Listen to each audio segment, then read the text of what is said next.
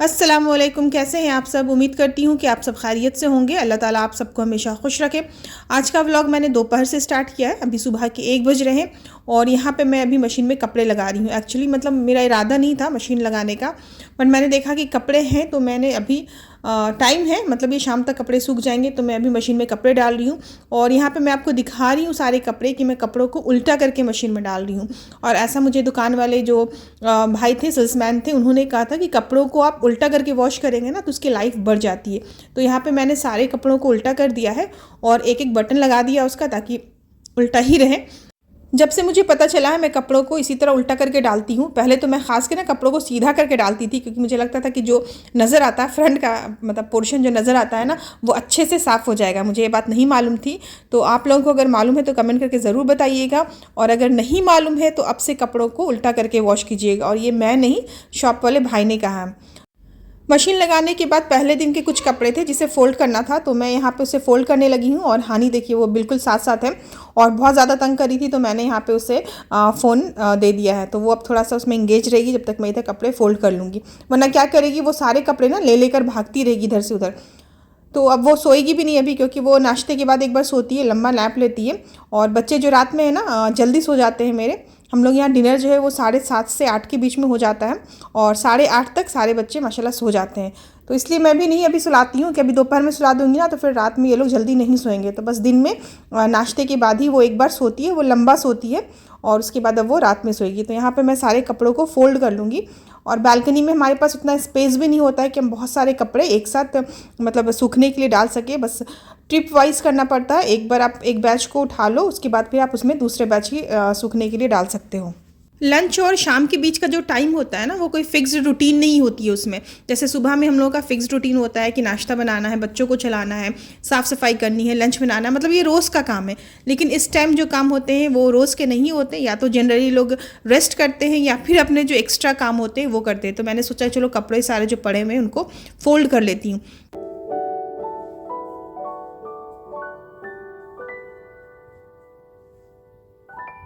और अभी बज रहे हैं शाम के 3, और इस टाइम मैं आई हूँ डिनर की प्रिपरेशन करने के लिए। तो सबसे पहले मैंने इमली को पानी में डाल दिया सोक करने के लिए, और इस तरफ मैंने 3/4 कप तूर की दाल, जिसे अरहर की दाल कहते हैं, मैंने इसे पहले ही सोक करने के लिए रख दिया था। तो आज मैं डिनर में बनाने वाली हूँ दाल पीठी, जिसे राजस्थान या गुजरात की तरफ दाल ढोकली भी कहते हैं। ये बहुत हेल्दी होलसम मील है। तो इसके लिए मैंने 3/4 कप तूर की दाल ली थी, और उसमें हम थोड़ा सा पानी ऐड करेंगे और ½ टीस्पून टर्मरिक पाउडर और ½ टीस्पून सॉल्ट डालकर मैं इसे बॉईल कर लूँगी। तो यहाँ पे मैं 3-4 विसल दूंगी और दाल बिल्कुल गल जाएगा। हमने दाल को बिल्कुल मशी कर लेना है, उसमें कोई भी दाल जो खड़ा नहीं होना चाहिए, बिल्कुल मशी दाल होना चाहिए दाल पीठी के लिए। तो जब तक दाल बॉईल हो रहा है, मैं शाम में बनाने वाली हूँ पालक के पकौड़े। तो इधर मैं पालक पकौड़े का मिक्सचर तैयार कर लूँगी। तो मेरे पास थोड़ा सा पालक रखा हुआ था, तो मैंने सोचा कि अब इसका क्या सब्ज़ी बनाऊँ, मैं पकौड़े बना देती हूँ। शाम में हमें कुछ स्नैक्स खाने का मन करता है, कुछ चटपटा सा, स्पेशली चाय के साथ। और पकौड़े तो सबको पसंद होते हैं। जनरली हम पकौड़े प्याज वाला बनाते हैं, या फिर ज़्यादातर तो प्याज वाला ही पकौड़े बनाते हैं। तो पालक था तो मैंने कहा कि चलो पालक को बना लेते हैं। पालक तो हेल्दी है, तो हमारे पकौड़े भी हेल्दी हो जाएंगे। और उसे मैं डीप फ्राई करूँगी सरसों के तेल में। मैंने यहाँ पर थोड़े से धनिया की पत्ती को भी चॉप कर लिया है। पकौड़े में ना धनिया की पत्ती का फ्लेवर बहुत अच्छा लगता है। तो मैंने पालक और धनिया की पत्ती को एक दूसरे बर्तन में शिफ्ट कर लिया। फिर मैंने इसमें ऐड किया है ½ टीस्पून अजवाइन, 1 टीस्पून चिल्ली पाउडर, 1 टीस्पून ज़ीरा पाउडर, और थोड़ा सा हींग। हींग मैं सारे पकौड़े में डालती हूँ। हींग से ना एक तो आपको डाइजेशन में भी हेल्प करता है, और इससे अच्छा फ्लेवर आता है। और इसके अलावा मैंने यहाँ पे एक मुट्ठी भर कर पीनट्स ऐड किए हैं। पीनट्स से ना अच्छा क्रंच आता है। और साथ में यहाँ पे मैंने 2 टेबलस्पून भर कर बेसन ऐड किया है। फिर हमने इन सारी चीज़ों को अच्छे से मिक्स कर लेना है। पानी देकर हम बिल्कुल एक अच्छा सा जैसे बैटर बनता है ना, जो पकौड़े जिससे आप आराम से फ्राई कर लो, उस कंसिस्टेंसी में हम इसे मिक्स करके बना लेंगे। और यहाँ पे मैंने अभी हरी मिर्च नहीं ऐड किया। हरी मिर्च मैं बच्चों को पहले फ्राई करके दे दूँगी, उसके बाद मैं इसमें हरी मिर्च ऐड करूँगी।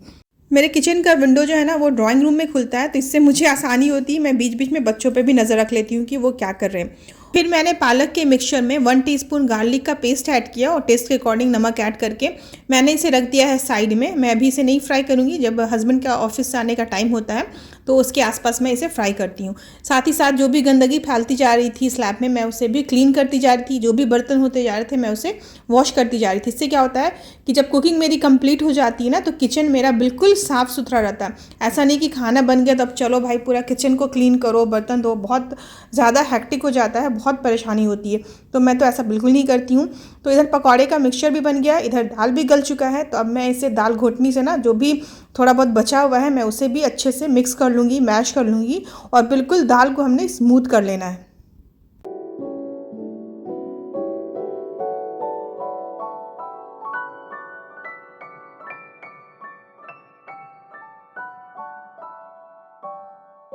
अब मैं यहाँ पे दाल का तड़का प्रिपेयर कर रही हूँ। तो इसके लिए मैंने पतीले में थोड़ा सा घी ऐड किया है और उसके बाद मैंने उसमें हाफ़ टी स्पून मेथी दाना, हाफ़ टी स्पून राई और 2 सूखी लाल मिर्च ऐड की है। फिर इसमें हम ऐड करेंगे थोड़ा सा हींग और इसके साथ हम इसमें ऐड करेंगे करी लीव्स। मेरे पास ड्राई करी लीव्स था तो मैंने ड्राई ऐड किया है। आपके पास अगर फ्रेश है तो आप फ्रेश करी लीव्स भी ऐड कर सकते हैं। और बस हमने इसे 1-2 मिनट भून लेना है। इसके बाद हम इसमें चॉप टमाटो ऐड करेंगे। तो यहाँ पे मैंने एक मीडियम साइज़ का टमाटर लिया था, साथ ही साथ मैंने नमक भी ऐड कर दिया है ताकि टमाटर जो है वो आसानी से और जल्दी गल जाए। उसके बाद मैंने इसमें half tea spoon chilli powder add किया है। तो चिल्ली तो आप अपने टेस्ट के अकॉर्डिंग ऐड कर सकते हैं, जितना तीखा आपको चाहिए आप उस हिसाब से चिल्ली पाउडर या सूखी मिर्च है वो ऐड कर सकते हैं। फिर मैंने इसमें 2 टेबल स्पून पीनट्स भी ऐड किया है। दाल ढोकली में या जिसे हम पीठी कहते हैं उसमें तो जो हम ढोकली डालते हैं वो सॉफ्ट होता है ना, तो पीनट जब मुँह में आता है उसका क्रंच तो टेस्ट अच्छा लगता है। तो यहाँ पे फिर जब सारा जो तड़का था वो तैयार हो गया तब मैंने उसमें दाल ऐड कर दिया है। और दाल काफ़ी गाढ़ा था तो मैंने उसमें खूब सारा पानी ऐड किया है, क्योंकि जैसे जैसे हम दाल को पकाएंगे ना वो गाढ़ी होती जाएगी। फिर मैंने इसमें ऐड किया इमली का पानी। तो इमली मैंने अंदाज से सोख किया था, तो पहले मैंने थोड़ा सा पानी डाला, फिर टेस्ट किया तो मुझे लगा कि नहीं अभी ठीक है, खटास और चलेगा थोड़ा सा। तो जो बचा हुआ था मैंने उसे भी दाल में ऐड कर दिया है। तो यहाँ पे खट्टापन तो आ गया। अब हल्का सा मिठास देने के लिए मैंने इसमें 1 टेबल स्पून गुड़ ऐड किया है और अब इन सारी चीज़ों को हम मिक्स करके छोड़ देंगे पकने के लिए। तो जब तक दाल उधर बॉईल हो रहा है इधर हम पीठी की तैयारी करेंगे। पीठी बनाने के लिए या जिसे ढोकली कहते हैं, इसको बनाने के लिए मैंने 1 कप गेहूं का आटा लिया है जिससे हम नॉर्मल चपाती बनाते हैं। उसके बाद मैंने इसमें 1 टेबल स्पून बेसन ऐड किया, half tea spoon turmeric powder, थोड़ा सा हींग ऐड किया है, 1 टीस्पून चिल्ली पाउडर और लास्ट में मैंने इसमें थोड़ा सा धनिया और ज़ीरा को रोस्ट करके कूट करके इसमें ऐड कर दिया है। फिर मैंने इसमें 1 टीस्पून के करीब तेल ऐड किया है। फिर इन सबको मैं अच्छे से मिक्स कर लूँगी और पानी डालकर मैं इनका एक डो तैयार करूँगी। तो फिर मैंने इसमें थोड़ा सा नमक ऐड किया है, क्योंकि नमक मैं पहले ऐड करना भूल गई थी। और नमक भी टोटली वो जो मतलब टेस्ट पे डिपेंड करता है कि आप कितना नमक खाते हैं और कितनी क्वांटिटी में बना रहे हैं, उस हिसाब से आपको नमक ऐड करना है। फिर मैं इसमें पानी ऐड करके इसका एक बोलते हैं ना ज़्यादा हार्ड और ना ज़्यादा सॉफ्ट, एक सेमी हार्ड बोल सकते हैं, उस तरह का डो तैयार कर लूँगी।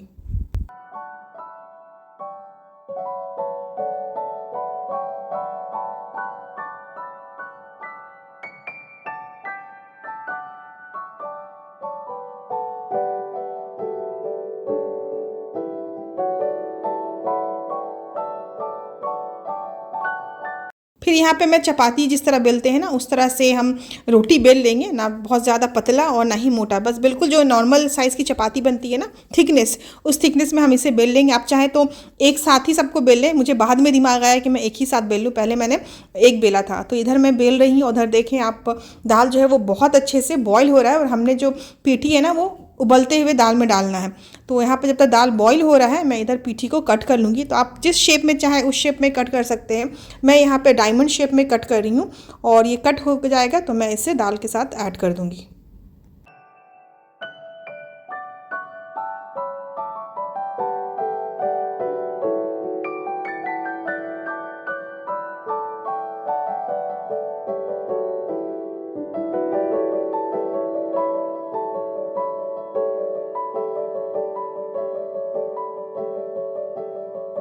तो यहाँ पे सारी कटिंग हो गई है। मैंने आपसे कहा ना कि मुझे बाद में समझ आया कि मैं एक साथ ही क्यों ना बड़ा बेल लूँ। तो पहले मैं एक चपाती बेल चुकी थी, फिर मुझे ध्यान आया, तो खैर कोई बात नहीं, देर आए दुरुस्त आए। फिर लास्ट में मैंने एक बड़ा सा चपाती बेला और उससे सारा जो पीठी था उसको डायमंड शेप में कट कर लिया है। और अब मैं सारे पीठी को उबलते हुए दाल में ऐड कर दूंगी।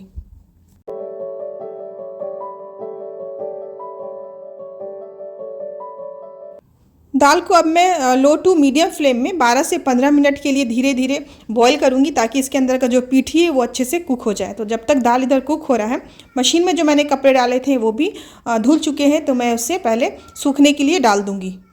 और यहाँ पे मैं सारे कपड़े जो है वो ड्रायर में सूखने के लिए रख रही हूँ, और मैंने ड्रायर को रूम में कर लिया है। और पता है, ये मेरी आदत बन गई है गर्मी के टाइम से, मतलब मुझे ध्यान ही नहीं रहा कि मैं बाहर जाके दे दूँ। दुबई में इतनी गर्मी होती थी कि बालकनी में जाकर कपड़े डालने की हिम्मत नहीं होती थी, तो मैंने क्या किया, जो ड्रायर था उसको मैं कमरे के अंदर या फिर ड्राइंग रूम के अंदर ही ले आती थी, और फिर सारे कपड़े उस पर अरेंज कर देती थी। और अभी भी मैं वही काम करती हूँ, जबकि मौसम इतना अच्छा हो गया ना कि आप आराम से जाके बालकनी में खड़े हो सकते हो, बट ध्यान ही नहीं रहता है। जब भी मैं कपड़े लेके आती हूँ, बस कपड़े को रखती हूँ साइड में, और सबसे पहले गेट खोल के मैं ड्रायर को अंदर लेकर आती हूँ। आज मैंने सोचा कि मैं बाहर भी तो जाकर दे सकती हूँ, अब तो मौसम वैसा नहीं है, बट खैर कोई बात नहीं, मैं अब इसे कपड़े सारे अरेंज कर कर मैं इसे बाहर रख दूँगी।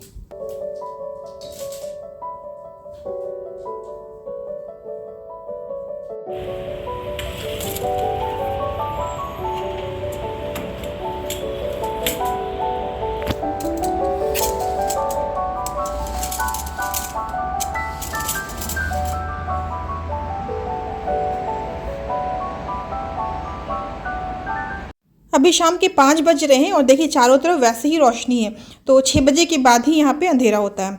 तो अब मैं आ गई हूँ वापस से किचन में, और दाल को मैं शिफ्ट कर दूँगी दूसरी साइड, और अब मैं फ्राई करूँगी पकौड़े।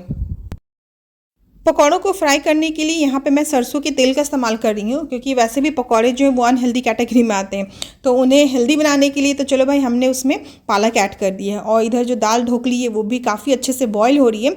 जैसे जैसे ये बॉईल होगा ना, दाल गाढ़ी होती जाएगी, और ढोकली या पीठी जो भी है वो बहुत अच्छे से पक जाएगी। और दूसरी तरफ मैंने पालक के पकौड़े भी फ्राई कर लिए हैं, और मैंने इसे सरसों के तेल में फ्राई किया है। तो आप लोग भी जहाँ तक हो सके रिफाइंड ऑयल से बचें, और सरसों के तेल का इस्तेमाल करें या फिर घी का इस्तेमाल करें, बट रिफाइंड ऑयल का इस्तेमाल ना करें। रिफाइंड ऑयल क्या, कोई भी जो रिफाइंड चीज़ है उसका इस्तेमाल ना करें। जो चीज़ जिस रीजन में होती है ना, वो चीज़ वहाँ के लोगों के लिए अच्छी होती है। तो इंडिया में बहुत सारे लोग ऐसे हैं, लोगों का मानना है या लोग सोचते हैं कि ऑलिव्स काफ़ी हेल्दी होते हैं, इसलिए वो महंगे ऑलिव ऑयल ख़रीदते हैं, क्योंकि इंडिया में तो ऑलिव्स होते नहीं है। बट उन्हें ये समझना चाहिए कि जो चीज़ उनके रीजन में नहीं होती है, मतलब वो उनके लिए नहीं है। चाहते तो अल्लाह ताला इसको हर जगह पैदा कर सकते थे, बट उन्होंने नहीं किया, क्योंकि जो चीज़ वहाँ है वही चीज़ आपके लिए अच्छी है। आपको सिर्फ रिफाइंड ऑयल से बचना है, रिफाइंड ऑयल नहीं, जो भी रिफाइंड चीज़ है उनसे बचना है। और उसकी जगह पे आप सरसों तेल का इस्तेमाल करें, घी का इस्तेमाल करें, वो सेहत के लिए ज़्यादा अच्छा है। और इधर पीठी भी बन के तैयार हो गई है। लास्ट में मैंने उसमें खूब सारे धनिया की पत्ती ऐड की, और पकौड़े भी फ्राई हो चुके हैं, तो मेरा काम तो हो गया है यहाँ पे फिनिश। और अभी हम लोग पहले चाय और पकौड़ा एंजॉय करेंगे, उसके बाद हम डिनर करेंगे। तो बस ये था आज का एक छोटा सा व्लॉग। आज का व्लॉग यहीं पे ख़त्म करती हूँ, मिलते हैं अपने नेक्स्ट व्लॉग में, तब तक अपना ख्याल रखिएगा। बाय, टेक केयर, अल्लाह हाफिज़।